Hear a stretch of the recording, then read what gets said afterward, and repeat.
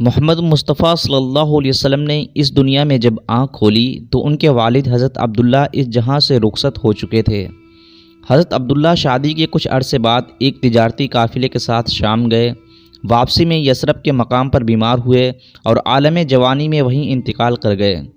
ان کے انتقال کے 2 ماہ بعد محمد مصطفیٰ صلی اللہ علیہ وسلم پیدا ہوئے۔ آپ کی والدہ حضرت آمنہ نے اپنے بیٹی کی پیدائش کی خبر اپنے سسر عبد المطلب کو بھیجی، جو طواف کعبہ میں مصروف تھے۔ عبد المطلب گھر آئے اور حضور اکرم صلی اللہ علیہ وسلم کو خانہ کعبہ میں لے آئے اور اللہ تعالیٰ سے ہر قسم کے فتنہ و شر سے محفوظ رکھنے کی دعا کی۔ عبد المطلب نے آپ کا نام محمد رکھا۔ جب آپ دنیا میں آئے تو سرزمین عرب سرسبز و شاداب ہو گئی، درخت پھلوں سے جھک گئے، مکہ میں خوشحالی آ گئی۔ اسی سال اصحاب الفیل کا واقعہ پیش آیا تھا، جب ابرہہ اور اس کی 60,000 فوج اور 13 ہاتھی سنگریزوں کی بارش سے کھائے ہوئے بھس میں تبدیل ہو گئے تھے۔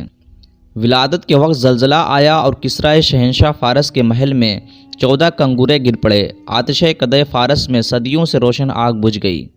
حضور صلی اللہ علیہ وسلم نے 3 دن تک اپنی ماں کا دودھ پیا، پھر صوبیہ کا دودھ پیا۔ 2 سال پہلے صوبیہ نے حضرت محمد مصطفیٰ صلی اللہ علیہ وسلم کے چچا حمزہ کو بھی دودھ پلایا تھا۔ یہ وہ خوش قسمت خاتون تھیں جنہوں نے حضور صلی اللہ علیہ وسلم کی پیدائش کی خبر ابو لہب کو سنائی تو ابو لہب نے انہیں آزاد کر دیا تھا۔ عربوں میں رواج تھا کہ پرورش کے لیے کمسن بچوں کو دیہات میں بھیج دیتے تھے۔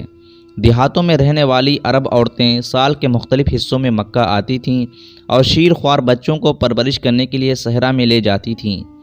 قبیلے بنو سعد بن بکر کی عورتوں نے دوسرے بچوں کو گود لے لیا اور حضرت حلیمہ نے محمد صلی اللہ علیہ وسلم کو سینے سے لگایا۔ ابتدائی عمر کے 4 سال آپ صلی اللہ علیہ وسلم نے بنو سعد میں دائی حلیمہ کی رضاعت کے زیر سایہ گزارے۔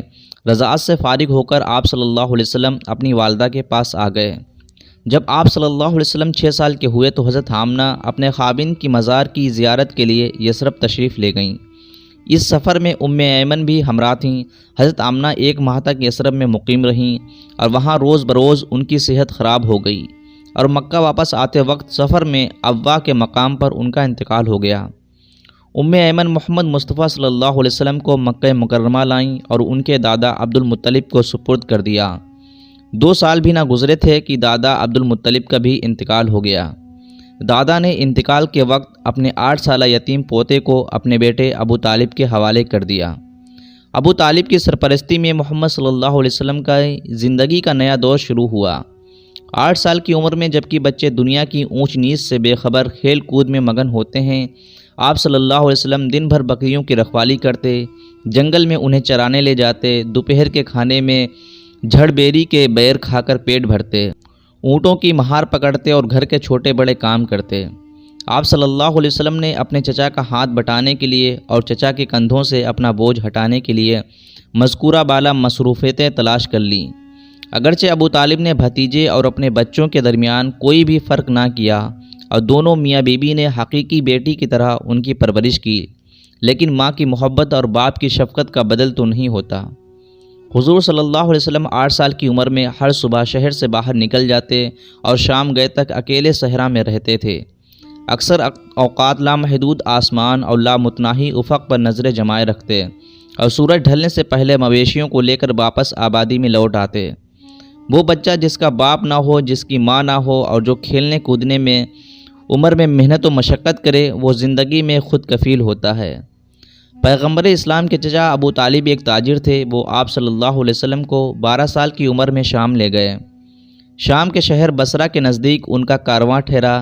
جس جگہ کارواں نے پڑاؤ کیا وہاں ایک صومعہ میں بحیرہ نامی ایک راہب رہتا تھا۔ سریانی زبان میں بحیرہ کے معنی بزرگ اور دانشور کے ہیں۔ بحیرہ نے اس دن تک اپنے صومعہ سے باہر قدم نہیں نکالا تھا اور نہ ہی کسی کارواں کے مسافر سے گفتگو کی تھی۔ عربوں کا یہ قافلہ جب صومعہ کے قریب فروکش ہوا تو بحیرہ نے دیکھا کہ جس درخت کے نیچے قافلے والے ٹھہرے ہیں اس کی ٹہنیاں خود بخود جھک گئی ہیں۔ اس نے دیکھا ایک 12 سالہ لڑکا قافلہ میں شامل ہے جس پر بادل کا ٹکڑا سایہ کیے ہوئے ہے۔ بحیرہ نے آپ صلی اللہ علیہ وسلم کو باحیثیت آخری نبی پہچان کر آپ کے سرپرست ابو طالب کو نصیحت کی کہ اپنے بھتیجے کی پوری نگرانی کریں۔ ابو طالب نے کہا کہ آپ یہ کیسے کہہ سکتے ہیں کہ یہ بچہ وہی ہے جس کا تذکرہ الہامی کتابوں میں ہے؟